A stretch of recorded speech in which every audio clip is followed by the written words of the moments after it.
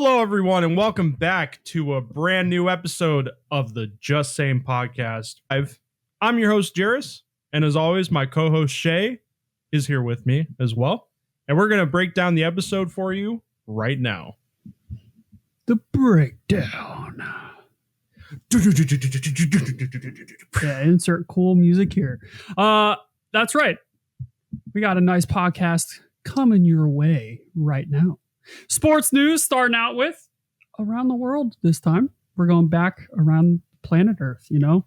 That's we don't have sports anywhere else, so just planet Earth. Followed by NASCAR. It's heating up. We are getting close and closer to playoff time. Then we're going in the trenches. What does in the trenches mean, Shay? Exactly. I'm having flashbacks to World War. Oh, wait, no, sorry. Not those ones. No, NFL, going in the trenches in the NFL. Then around the bases for baseball because it is the All-Star break for the MLB. And then finally, we're going to center ice, which is hockey. We try to come up with some more creative names for these segments. Just saying, oh, we're going to do the MLB now and the NHL. No. In the trenches, around the bases, and at center ice. Also, boom. Programming note, we said we were going to talk about Ironheart this week. But I'm unfortunately, very sorry, Marvel fans. Unfortunately, it's getting delayed by 1 week. That's it. Just 1 week. Again. So don't worry. We're going to catch up and watch it this whole week. And we'll be able to talk about it next episode. That's right. We promise. Pinky promise. Pinky promise. See, now it's not getting broken. Pinky promise. That's right. All right. So with all of that, we are going to get started with the sports news. Starting off, NBA is also included in this as well. And the annual NBA Board of Governors meetings are taking place today in Las Vegas. Expansion is one of the main things that is on the table. So we'll see what the owners have to say. And we'll be recapping that, obviously, next week. Yeah, so it's going on right now. That's right. Exactly. Sticking with the NBA, Dallas Mavericks are already shutting down Cooper Flagg in the Summer League after just 2 games. I don't really know anything about the Summer League, so I don't know if this is normal. I do remember a couple years ago when the same thing happened to Victor Wembanyama. He only played, I think, 1 game, and the Spurs shut him down. But still, I think it's just interesting. You know, you have this young guy coming right out of freshman year of college, and he only plays 2 games of NBA basketball, and then that's it. So I think that just tells me they think he's NBA ready, right? He's going to be starting game 1 of the season.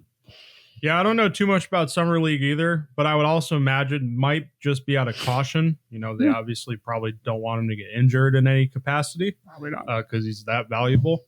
Already being labeled as a generational talent. I'm not sure if he's on that level yet. I think just pipe the brakes a little bit and see how his first NBA season plays out. But he is definitely the real deal and a very special prospect. Yeah. And speaking of Wembanyama, who you mentioned, I wanted to mention too, he's been fully cleared of his deep vein thrombosis in his shoulder. So he is all ready to go for this upcoming season. Very nice. So that's good news there. Moving on. Interesting news. We've talked about it before, but the LeBron James trade rumors continue to flourish. A story came out that I read today that 4 teams apparently called for his availability. And when asked by a reporter during the Summer League, he was courtside, obviously supporting his son, Bronny James. He had basically no comment. He said, I don't have anything else to say. So him picking up his player option and apparently not having a lot of contract extension talks with the Lakers, he could be on the move. He could be on the block. That could very well be a possibility. But I believe, like we said before, I think it's just his final season. Yeah, I don't. Apparently, though, he did say that he would like to win one more championship in his career. Well, I mean, who wouldn't? Exactly. Who wouldn't? I will believe it when I see it. Not that I would be like, oh my God, it actually happened, like shocked, but I'd be a little surprised that he would move on from the Lakers to go somewhere else. But again, I don't think it's really going to happen. I'll believe it when I see it. Moving on, staying with basketball. Man, now I feel old. 40-year-old free agent Chris Paul. Wow. Great player. Holy cow. Amazing player. We all know how good he was with the Hornets, the Rockets, and various other teams. Can't believe he's 40 years old. Eyeing either the Clippers or Suns as a potential landing spot, maybe going back to either team that he was on previously. Can he finally get his elusive ring? Probably one of the greatest players of all time to never win a championship. Definitely in the conversation. I don't think the Suns are there, that's for sure. The Clippers are definitely a lot closer than the Suns if he went there, but I don't know. I don't know if he'll ever get one. I would hope he does. I hope he does. Yeah, I want him to too. But if not, he would go down as one of the greatest players to not ever win a championship ring. Yeah, would be an absolute shame because he was on some pretty bad teams in his career. Mm-hmm. So yeah, we'll see where Chris Paul lands. He previously played with the Spurs this past season, mentoring some of the young rookies. But yeah, we will see where he lands. Moving on to the WNBA. Going across gender to the Women's Basketball Association. The team in Portland is set to begin play next season, and they announced their team name. Shay, give us the grand reveal. It is, which I did not know, the same team name from when they were a team from the seasons 2000 2002, the Portland Fire. The Portland and their Fire. Logo is awesome. A rose with flames. I think it looks sick. That does. I like the font too. Yeah. I think it looks very, very good. So I'm a fan of the name. I saw a better picture of it earlier that the colors were like purple, red, and orange. Oh, yeah. The uniforms, if they did that I can route, only imagine. Oh, be amazing. Sheesh. Yeah. But Peak. congrats, Portland. And as we talked about a couple weeks ago, all these expansion teams coming to the WNBA and the PWHL. Women's sports. New softball league. Yeah, women's sports is just on fire right now. Happy for it. I see what you did there. Moving on to our international portion of this segment. A sport we don't talk about, but we're talking about right now. And we did a couple weeks ago, I think. Chelsea FC defeats the Paris Saint-Germain, which in French, that I probably butchered that. That's probably not how it said, but whatever. 3-0 to capture the FIFA Club World Cup. So huge congratulations to them. That's right. And we talked about Inter Miami and Lionel Messi continuing his streak. Mm-hmm. But Paris Saint-Germain, the same team that lost to Chelsea, would knock out Inter Miami 4-0 in the round of 16. So the FIFA Club World Cup is complete. Be honest, we did not watch a single game of it. No. But as we've said before, the FIFA World Cup next year will be next year. And we will be covering that next summer. Can't wait. All right. Moving on to NASCAR. Meow. We got a back-to-back winner. Yeah. I mean, he is the current road course king. I don't think there's any denying that. SVG's Shane Van Gisbergen wins and goes back-to-back at Sonoma in dominating fashion. I don't know if he swept all the stages, but I know he won at least one stage and obviously the race. He's now won 3 of the 6 road courses on the schedule for this year. He's pretty good. He's pretty good.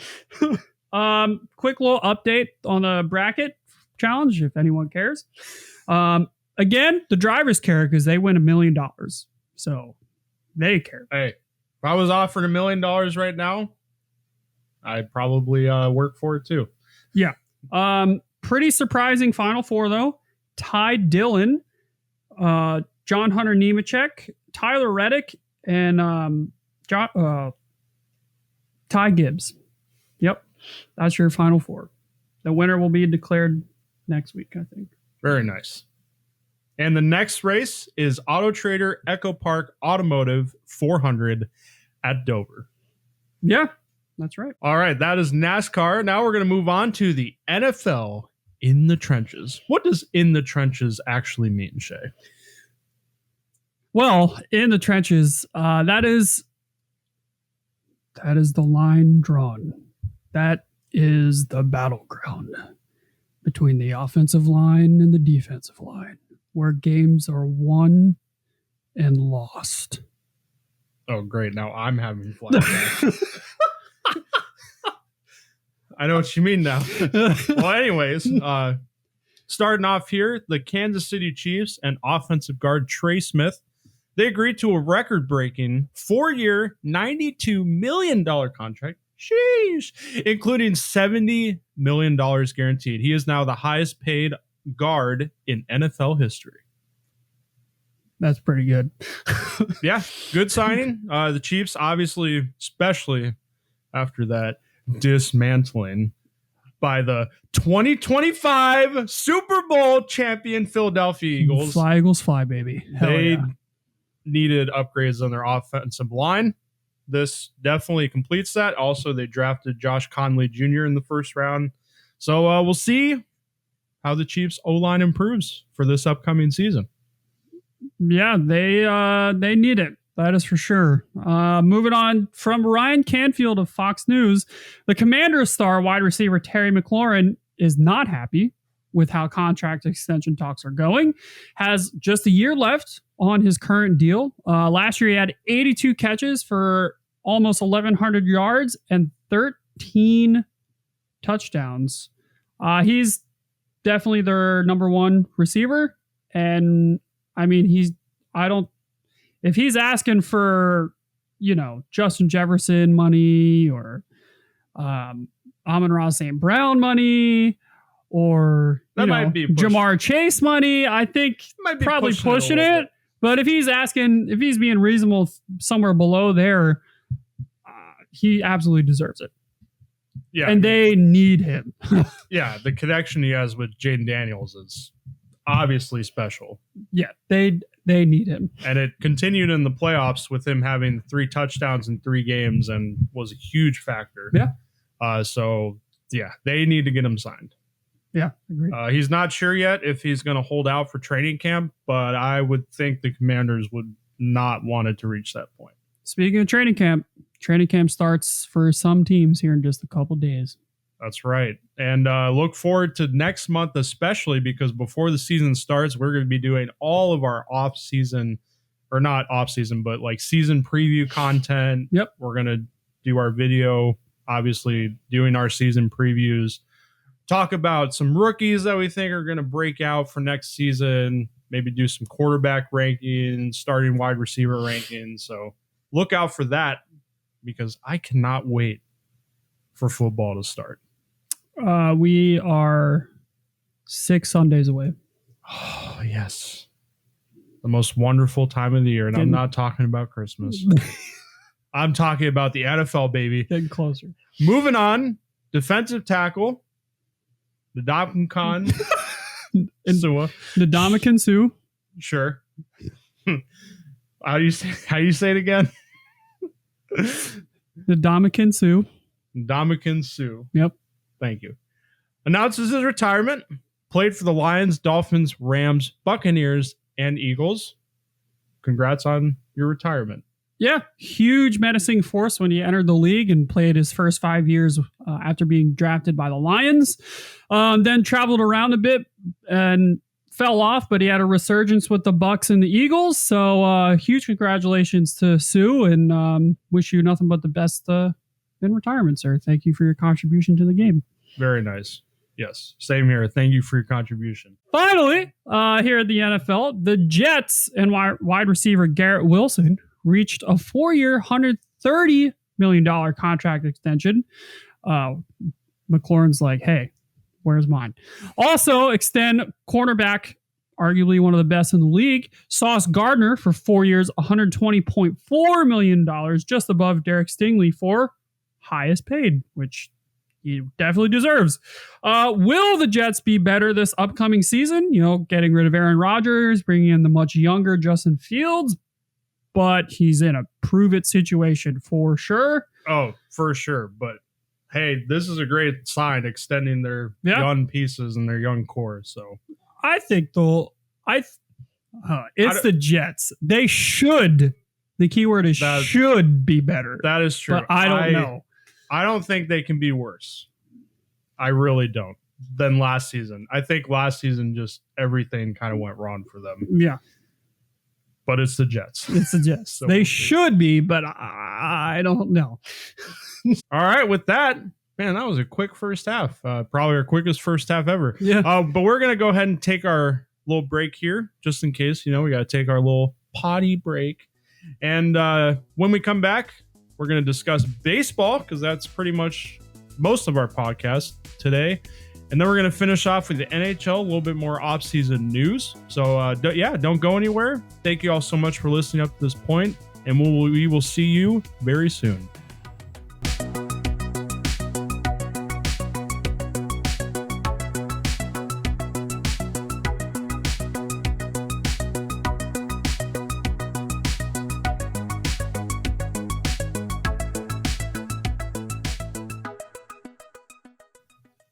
Welcome back, everyone, after the break. We're going to move on to Around the Bases, the MLB. Starting off with some news here before we get into a standings update. The CBA is up next December for the 2026-2027 season, and a lot of talk about it because a lockout is very, very likely between the players and the owners, especially as salary cap discussions heat up. Yeah, we've been talking about it for a while now. Should the MLB have a salary cap? Is it inevitable? Blah, blah, blah. That definitely seems to be at the forefront of everyone's minds here for the next CBA. Could we see it? I don't know. I'm still not 100% certain, but the fact that it's being talked about so much definitely means they can't not have the discussions for the CBA. Yeah, if anybody is not familiar, a salary cap is exactly what it says. It puts a cap on teams' salaries, which, before I get into the negatives, the benefits is that it requires every team to spend up to a certain amount. Mm-hmm. So you don't have teams like the Athletics, like the Rays, that purposely reduce their payroll so they don't pay anybody, pretty much. I think I read some that the New York Mets payroll for this season at $360 million is 5 times the amount that the Athletics are paying. Yeah. Their entire roster. Yeah. Yeah. So there's definitely a huge disparity between teams that spend money and teams that don't spend money. That would fix that. So that's a good thing. The problem is that the players do not want a salary cap, because then they could potentially get paid less money. Of course. Over the coming years. We'll see what happens. Let us know your thoughts. Are you a fan of a small market team that doesn't spend money? Would you like to see a salary cap? We do already have a luxury tax for the MLB and all that, but for the small market teams, doesn't imply anything. Yeah,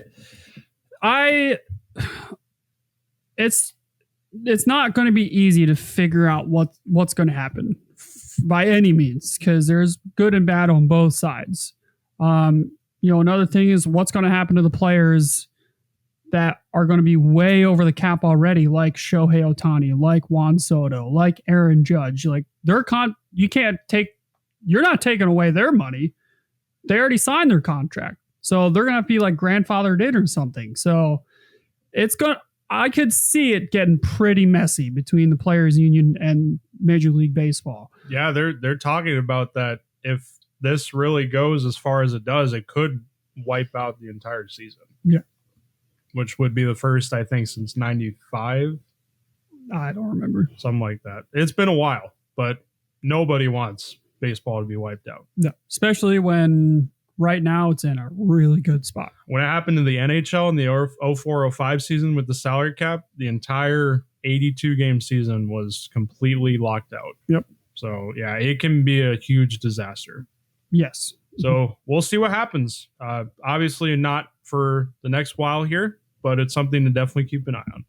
Yeah, and as this season goes on and next season begins, I'm sure there's going to be more reports about, where owners are at, where players are at, and we'll definitely be talking about it because it's very important.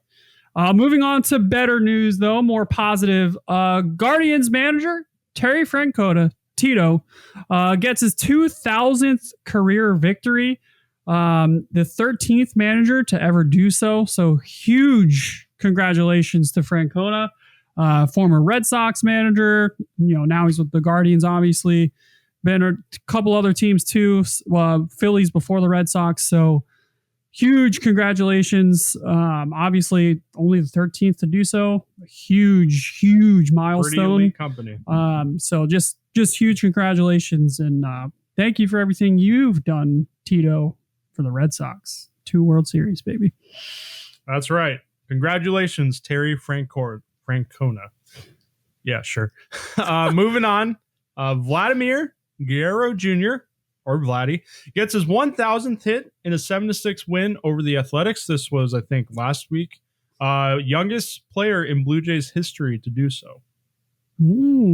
So, obviously, on a very good career trajectory. Yeah. Just got a payday. And, can't wait to see how the rest of the season plays out for him and the Blue Jays, who have been very hot recently in the last couple of weeks. Yeah, currently leading the division, as we'll get into here momentarily. Moving on, though, to the Rays, Stu Sternberg. Sell the team, Stu. He did it. He reportedly agrees to a $1.7 billion sale of the Tampa Bay Rays to the Jacksonville developer Patrick Zalipsky. Yep. Committing to keeping the Rays in Tampa and expected to be finalized in September. I think it's interesting. He is at least coming out and saying the Rays are going to stay in Tampa. What does that mean for the Trop in a new stadium? Because the new stadium fell through or just got put on an indefinite pause, and the Trop needs tens of millions of dollars to get repaired. A lot to figure out, but okay. Hey, listen, a lot can change, especially with the new owner coming in and taking the shots. Yeah. A group led by Patrick Zalupski. Stu Stenberg bought the Rays in 2005 for $200 million. So he's made his profit. $1.7 billion. I don't know how that ranks in terms of franchise values for other teams, but it seems a little bit low for baseball. But for Stu, he bought the team for $250 million. So he made a lot of money. Yeah, he made a lot of his money back, obviously, and more.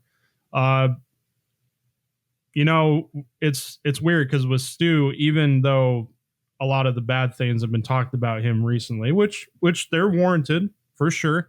But we've had on-field success, been to 2 World Series, multiple playoff appearances. However, we've never ranked above 29th in our history in payroll, which is a problem. Yeah. That's one of the examples you can use in implementing the salary cap. And I think since the year like 2006 or 7, the Rays have never been above 28th in home attendance. Yeah, our attendance has consistently been at the bottom of the league, and have not had a stable home. Everybody hates the Trop, especially the baseball players when they come to play in the Trop. And I'm really hoping that this new owner will bring some stability to the franchise. No more talks of moving to Montreal or Nashville. Yeah. Will it be in Tampa? We'll see. because there has been difficulties with doing that. And there's obviously the question of the Trop in St. Petersburg. But I know MLB, as we said before, doesn't want to lose the market. So I'm very optimistic about this new owner coming in. But we will see what happens in the coming years. Hopefully, we can get some franchise stability. Yeah. All right, moving on. Next bit of news. The MLB Speedway Classic at Bristol Motor Speedway between the Reds and the Braves takes place August 7th. They're transforming the half mile, into a baseball field, which I'm really excited to see what that will look like once it's finished. Yeah, the construction is going on right now. I think it's going to be awesome. Very creative, too. Yeah. So I like it. Thinking outside the box. So we'll see how that game is. Yeah, we'll see. All right. We are in the All-Star break, everybody, as you are listening to this podcast when it comes out. The All-Star game is tonight, the 15th. Actually, I think it just started here as we're recording at 8 o'clock in the afternoon or evening. So while it is the All-Star break, we're going to do a little reset here. It's almost a new season, if you will, here. The second half, all these teams are set in their positions. No one's gaining any spots, losing any spots because there's no games going on. It is the only time of the year of the 4 major sports, the 2 days before and after the MLB All-Star break, where there are no sports going on of the 4 major sports. Aww. So, our standings update to start the second half of Major League Baseball. As always, in the American League East, as aforementioned, the Toronto Blue Jays still lead compared to also last week. The East have 55 and 41, 7-3 in their last 10. They've definitely heated up. The Yankees, they're in second, and they're 53 and 43, only 2 games behind. So the gap for the East has really closed up. But they're 5-5 in the last 10. Still not having a good go of it. Yeah, they have for the last fallen off. month. But watch out, everybody. The hottest team in baseball going into the All-Star break is the Boston Red Sox. 53 and 45. Now only 3 games behind first place. 10-0. The last 10 games. 4 straight series sweeps. One of those sweeps was against the 4th place Tampa Bay Rays at 50 and 47, 5.5 games behind now, 2-8 in their last 10. And 2 of those games we blew the lead. So Rays have not had a great go of it since July. Yeah, they have scuffled right into the break. So maybe this break is what they need. You never know. Finally, the Orioles still rounding out the bottom, 43 and 52, 11.5 games behind, 6-4 in their last 10. So they have kind of evened out. I don't know if they'll be able to claw their way back to the top. Your best record in baseball, the Detroit Tigers are 59 and 38 in the American League Central. Tigers. 5-5 in their last 10. So they've kind of evened out a little bit, but still the best record in baseball. Minnesota behind them by a wide margin, 11.5 games back. Every team in the Central, aside from the Tigers, is below 500. So, yeah. Twins are second, Kansas City in third, Cleveland in fourth, and the White Sox rounding out the Central, but they're 32 and 65. Better on pace, better than last year. Let's go. White Sox fans, where you at? Yeah. The American League West, a little tighter. Houston does lead right now, 56 and 40, unfortunately. But they're 4-6 in the last 10. The Mariners behind only 5 games. They are 6-4 in their last 10, so they've caught up a little bit. The Rangers in third, 8.5 games behind them. Then it's the Angels and the Athletics. So just real quick pause for the American League. Could we see a situation where all 3 wild card spots are in the Eastern Division? Yes, we could. Right now, that would be wild. The Yankees and Red Sox hold 2 of the 3 wild card spots. The Mariners hold the final one, but the Rays are only a game and a half behind. That would be crazy if one division had all wild card spots. Yeah, that would be. But the American League East is consistently the best division, not just the American League in baseball. So yeah, pretty much almost every single I think year. it has happened a few times before, so it's not unheard of. Yeah, and I also, just for the Orioles, I don't think anybody expect them to be as bad as they are. But at this point in the season, I don't see them getting into a playoff spot. I don't either, but hey, after the All-Star break, there's still stranger things 2.5 months to go, you know. To the National League. In the East, the Phillies are sitting atop by a narrow margin. They're 55-41, but the Mets are only a half game back in second place. Phillies are 5-5 in last 10. The Mets are 6-4, and then it drops off. The Marlins have actually clawed their way to third in the division, but they're 10.5 games behind. The Braves, they're fourth after that disaster of a start, and then seemingly coming back, clawing their way back. That's not happening. They're 42-53. And they're 3-7 in their last 10. I don't think the Braves are going to make the playoffs this year. Just saying. They were there for a little bit, but it's just so hard to maintain that pace. Yeah. And then the Nationals in last place. Going to the Central, the Cubs still, as they have been pretty much all year, out front at 57-39. Then the Brewers are right behind them, only one game behind here at the All-Star break. Then it's St. Louis in third, Cincinnati in fourth, and Paul Skeens' Pittsburgh Pirates in fifth. He's literally carrying that team. Hey, real quick question. Couple comparisons, all right? You ready? Livy Dunn and Paul Skeens versus Josh Allen and Haley Steinfeld. Who are you taking? Josh Allen and Haley Steinfeld. Don't choose the obvious answer. You asked. Honestly, I think Paul Skeens and Livy Dunn are very, very cute together. Yeah, they are. I'm not saying they are not. I know. I'm just saying I would take them, but it's pretty close. Anyway, sorry, Josh Allen. Moving on to the West. No one's surprised the Dodgers still up front, 58-39. But they have lost 7 straight going into the All-Star break. So they're in a bit of a scuffle. The All-Star break probably came at the perfect time. The Padres behind them, 5.5 games back. Then the Giants, 6 games back. And ladies and gentlemen, let me tell you, since the Devers trade with the Red Sox and Giants, the Red Sox are 17-9. And the Giants are, what was the stat I saw? 8-19. So they have gone the complete opposite direction. It's awesome. But hey, he'll play any position they want him to. Yep. Any position. Any position. That's all that matters. Fucking asshole. The Diamondbacks in fourth, and then the Rockies.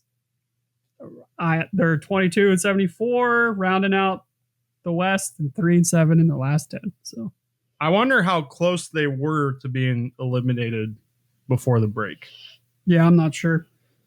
That'd be interesting. But right now, the wild card standings for the National League, the Brewers currently hold the top spot, 4 games up. Then the Mets in second, the Padres in third, and the Giants only a half game behind them for the third wild card spot in the National League. Yeah, that's crazy. With the Colorado Rockies having a 22-74 record, they are on pace right now to lose 126 games on the season. Yeah, not good. That is insane. Not good at all. But the fans are still showing up. So good on the fans. But man, still showing what up. What a pile of dog shit. Yeah, absolutely. Yeah. So there's your standings update. Very interesting. I don't think a lot of the top teams have changed really, but that AL East, man, is really heated up. It is going to be a race to the finish line. Agreed. So now that we're in the All-Star break, Shay, what do you think of the first half of the season by the Red Sox? And I'll obviously answer with the Rays. Well, if you asked me a month ago, I would have been pretty pissed off. But since the Devers trade, and especially the last week and a half, these last 10 games, 10 in a row, I told you a few days ago, people are saying there's something magical going on. After going 10-0 now, and how we beat the Rays, no offense. We did blow leads. I'm starting to, I hate it. But I'm starting to believe a little bit. That walk-off Rafaela hit, 2-run shot to win the game was special. And the Rays announcers said it like they just witnessed a tragic event. Yeah. Wow. And then Garrett Crochet, complete game shutout, first in his entire career. And he's only 26 years old, so still has a long career ahead of him. We're on to something. I really think so. We need to start out strong coming out of the All-Star break. I know one of our first few series are against the Yankees, so that is going to be the real big test. But I would give us a B- right now for the first half. Definitely took us a long time to get to where I think we figured out what kind of team we are. But I think we're here now. So now we need to keep going and keep putting it together. I don't want to give this grade because I think we're better than the Red Sox. Because I think it's pretty even. But with the way things were coming into the season and the expectations, just all the questions, we don't have a home field to play in. Mm-hmm. Our team, well, they don't have anybody. They sold everybody off. They're probably not going to be very good. I love how every year this team seems to just fight back. Yeah. They're like, you know what? Fuck all the criticism. We're going to play our hearts out. We're still going to put the best effort each and every night. And oh my God, I fucking respect the hell out of them for that. Yeah. I don't know how emotionally hard it is for them to play in the stadium. Obviously there's still the fans, that show up and everything, but I'm sure it's got to be a little difficult not knowing maybe where you're going to play the next season. Yeah. So for them to be in the conversation and in the hunt for the playoffs and still obviously in the hunt for the division lead, I'm going to give them a B+. I think with the team that they have, I think they've done very well for themselves. Okay. Not knocked it out of the park or anything like that, but considering what the aura of this team was going into the season, I think they've done a really good job, and I'm excited. Okay, I respect it. So, with that, what needs to change with our teams, and maybe some potential trades that need to be made before the deadline coming up on July 31st? What are positions of need, and maybe who do we think they can go for?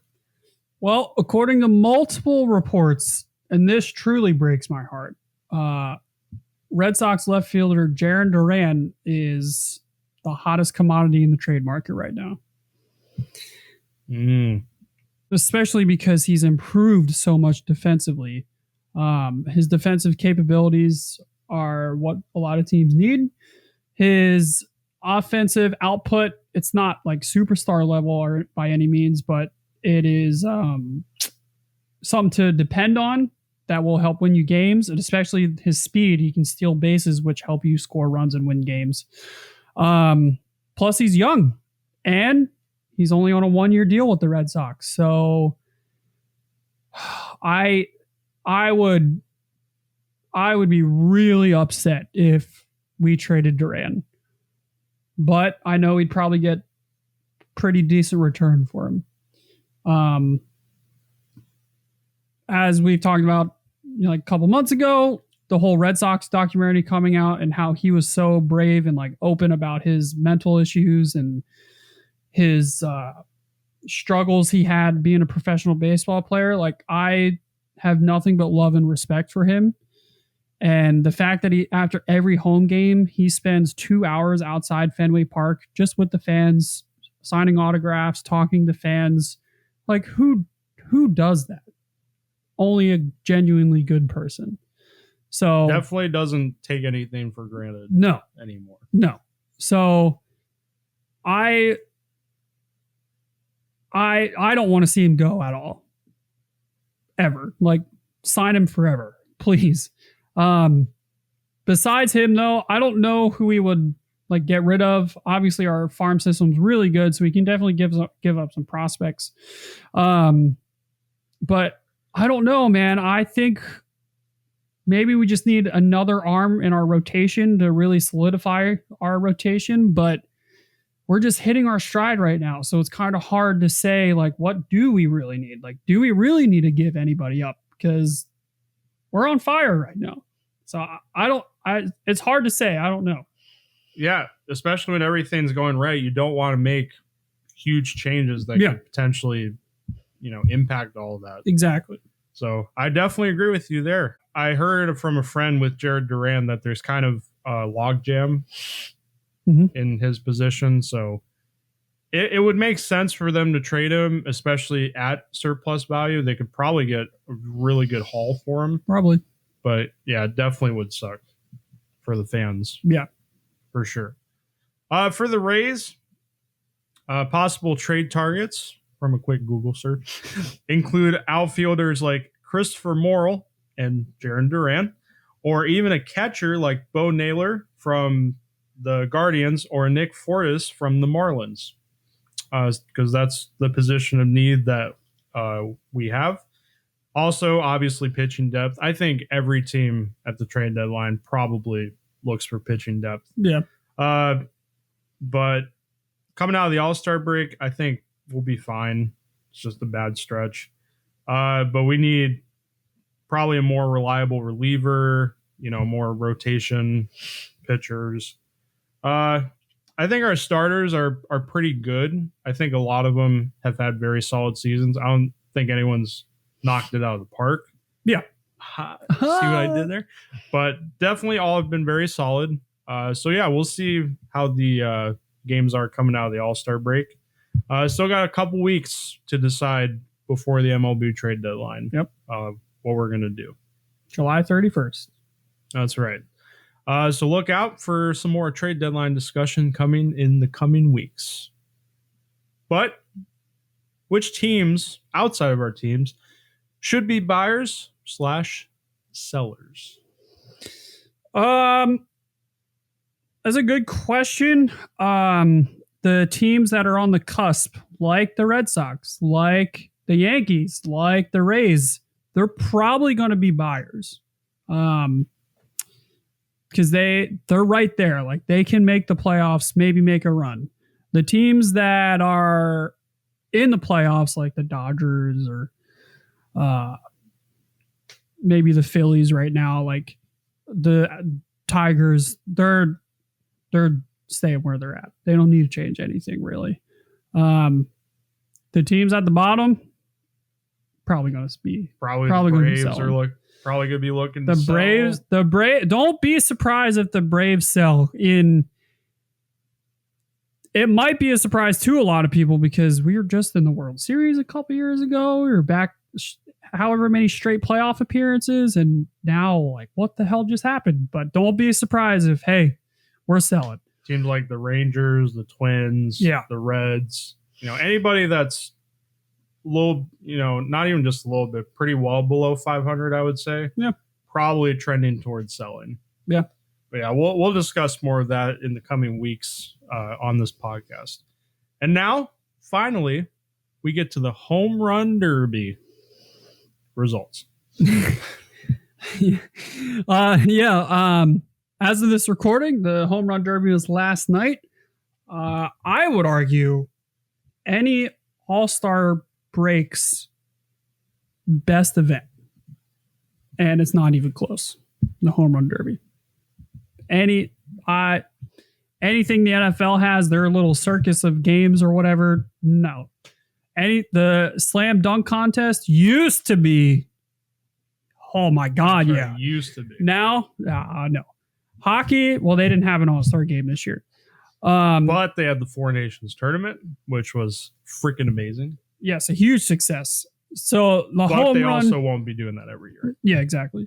The home run derby, though, is the best, like, actual game part of an all-star break in all of sports. Not even close. Yeah. And then, as we've said before, the MLB all-star game itself is the best all-star game in sports.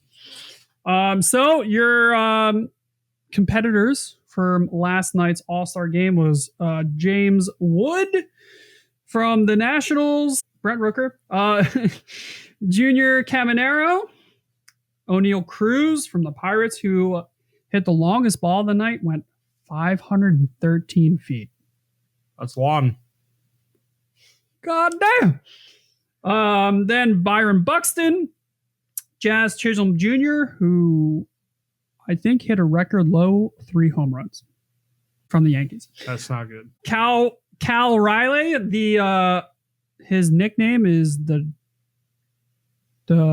Big Dumper. That's his nickname, the Big Dumper. That's awesome.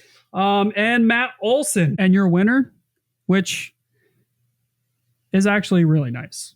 He's your home run leader going into the All-Star break with 38. His dad, outpacing guys like Aaron Judge. Yes, Shohei Ohtani. His dad was pitching to him in the home run derby. His younger 15-year-old brother was the catcher behind the plate. Only the second ever Seattle Mariner to do it, to win the home run derby, and the first ever catcher to win the home run derby, and the first ever switch hitter to win the home run derby. Cal Riley. Big Dumper. Yeah. Huge congratulations to him. I'm sure it was an emotional moment with your family pitching to you and catching behind the plate. So just a huge congratulations, man. Absolutely deserve it. Hitting bombs left and right. And another successful home run derby in the books. Yeah, very nice. Very, very nice. Yeah. All right. That is going to do it for Around the Bases. And now we're going to get to At Center Ice with the NHL. Oh, hockey. Hockey. That's right. For any ne'er-do-wells out there. Starting off, your defending Stanley Cup champions, the Florida Panthers, are to raise their second Stanley Cup banner on October 7th. Yep. Part of a triple header opening day. That's exciting. Very exciting. The full NHL schedule release will be tomorrow at 1 o'clock p.m. So we'll talk about the highlights of the schedule release and our team's highlights and first opponents next week's episode. That's right. We'll talk about who has the strongest schedule, who has the weakest schedule, all that good stuff. Cannot wait. Yeah. Moving on, Sportsnet in Canada is increasing the annual price of Sportsnet Plus from $249.99 Canadian dollars to $329.99 Canadian dollars. A 30% increase in just under a year. How does this impact the hockey market, Jairus? Blackouts, regional restrictions. What the hell is going on up in Canada? Well, for anybody that is not familiar with Sportsnet Plus, it is the streaming service in Canada to watch hockey. And if you know Canada, they're into hockey. Yeah. Big time. Sportsnet is owned by Rogers, who owns telecommunications in Canada. They're the main sponsor of the Edmonton Oilers. Their name's on the arena. They're a big corporation in Canada. They have in recent years created almost a monopoly on the hockey streaming in Canada. This is a huge price increase. 30% for the annual subscription in under a year is a lot, especially with the way the economy is up there. It's not good. A lot of people obviously are not very happy, myself included. Obviously I watch it on ESPN Plus or anywhere else, but yeah, I'm not paying that much. No way. But obviously for Canadian, if you're really into hockey, unfortunately for them, Sportsnet Plus is pretty much their only option, one of the only options, but gives you the most accessibility. Yeah. When it comes to streaming hockey games. So yeah, this is not very good news. There's been talks of, let's cancel, everybody cancel, so they don't get our money. But the reality is, Rogers, their deal with the NHL is for the exclusive streaming rights to national streaming rights in Canada. So they pretty much have all the power here. Yeah, exactly. So, and you're paying all this money, and there's still blackouts, regional restrictions, because TSN, one of the other companies that streams, holds the rights to certain teams in Canada as well as you got NHL Center Ice, obviously streaming in the United States. Yep. There's national games there as well. So yeah, not good. No, not at all. Not good for the Canadian viewer, but unfortunately doesn't seem like there's really much to do about it that you can do about it. Yeah. So, but yeah, this sucks to see as a hockey fan. Yeah. The NHL always talks about, opening the game up and making it more accessible. Just saying. Sure. Moving on to the next bit of news, the Edmonton Oilers, coming off of back-to-back losses in the Stanley Cup Final, make shakeups to their coaching staff, including a new goalie skills and video coach. They hire Paul McFarland, who's an ex-assistant of the Florida Panthers, as a new assistant. So if you can't beat him, join him. Yeah. And they moved Paul Coffey, who is an assistant coach, to an advisory role. It was pretty noteworthy because Paul Coffey was the assistant coach for the defense and is credited with really getting Evan Bouchard's game together. Their top defenseman, who they signed an extension to. Especially the improvements in his defensive play really broke out offensively. So a little bit of an interesting move that they moved him off to an advisory role, but he still will be with the team. So we'll see how it all goes for them and head coach Chris Knobloch. Is this going to bring them back to a third straight Stanley Cup final, though? Obviously not. The Kings are going to the finals out west. Because they signed Scary Perry. That's right. So it doesn't matter. Like, you can do whatever you want. You're not making the finals. The Kings are going. The Kings are finally going to break the 4-year curse. Yeah, exactly. All it took is signing Corey Perry. That never happens, by the way. One team beating a team in the playoffs like 4 years in a row. I know. That's insane. Unless you're the Chiefs and the Bills. Wait, what?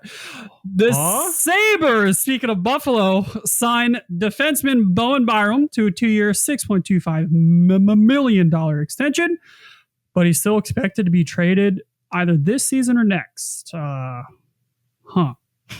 Yeah. Interesting that they re-signed him. Obviously, not a surprise because the team took him to arbitration, which you can only do to a player once in their career. You still expect to be traded because on that left side of the defense, you have Rasmus Dahlin, Owen Power, and Bowen Byram. And I think Byram's too good to be playing on the third pair. Has got way too much talent offensively. Struggled to stay healthy in recent seasons, but I believe he has all the potential in the world. So it just doesn't make sense for the Sabres to keep him. Probably can get a good amount of assets back for him as well. So will they hold on to him this season and trade him next offseason or at next season's deadline? Who knows? But I do expect him to still be traded. Moving on. The Tampa Bay Lightning, after all the talk of Isaac Howard not wanting to sign with the team, well, he was finally traded. The number 31 pick in 2022 was traded to the Edmonton Oilers for the number 32 pick in 2024, which is Sam O'Reilly.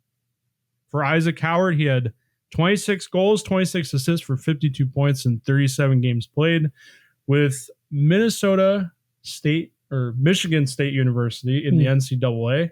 Reigning Hobey Baker winner, given out to the best college player.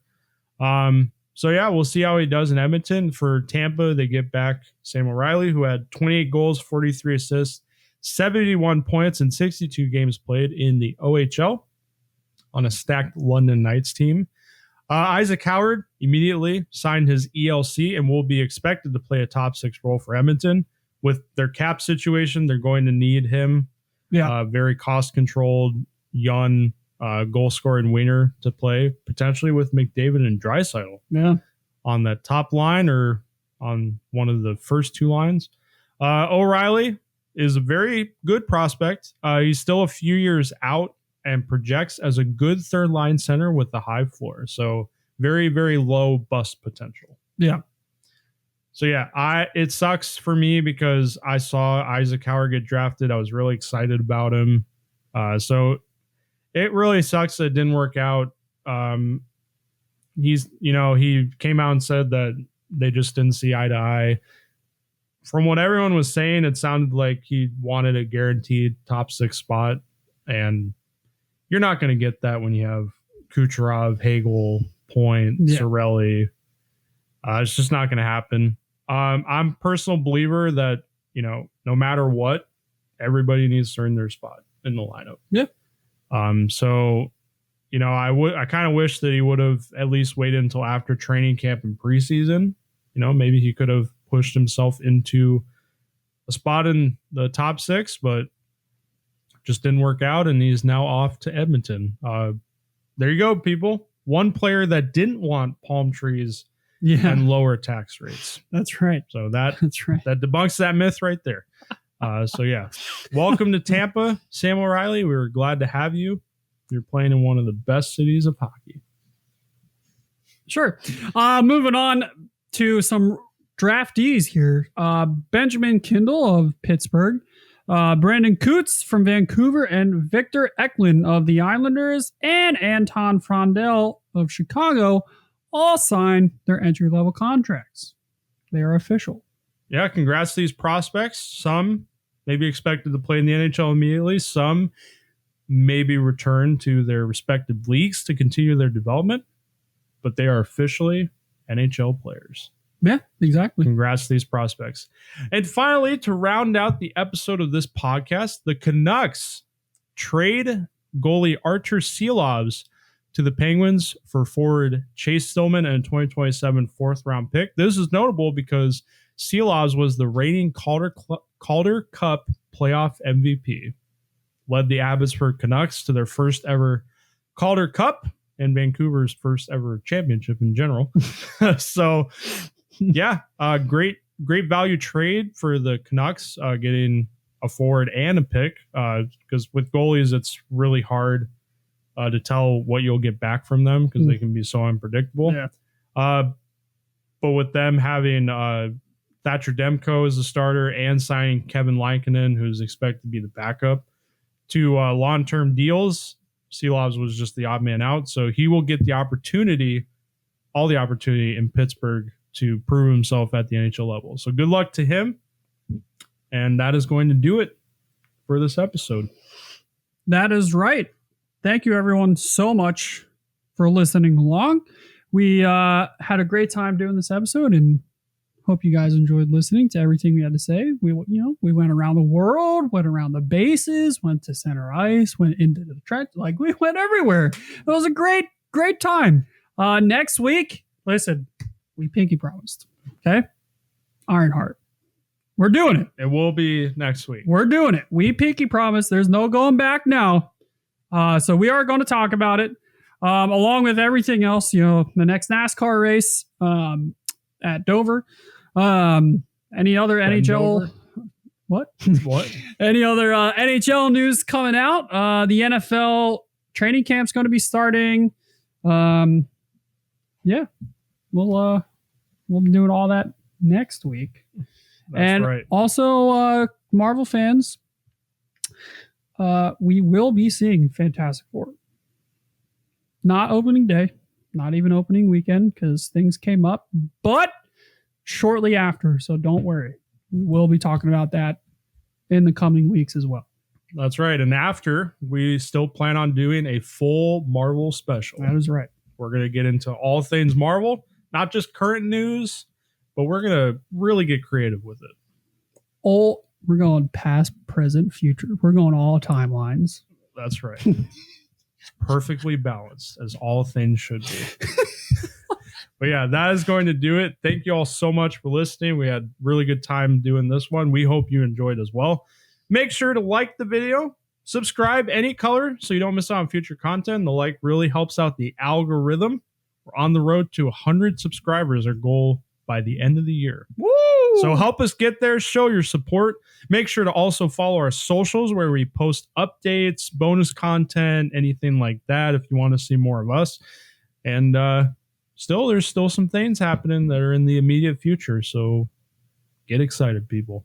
Keep an eye out. This podcast is expanding, shall we say. But yeah, that is going to do it. Again, thank you all so much for listening. We really appreciate it. And we will see you all in the next one.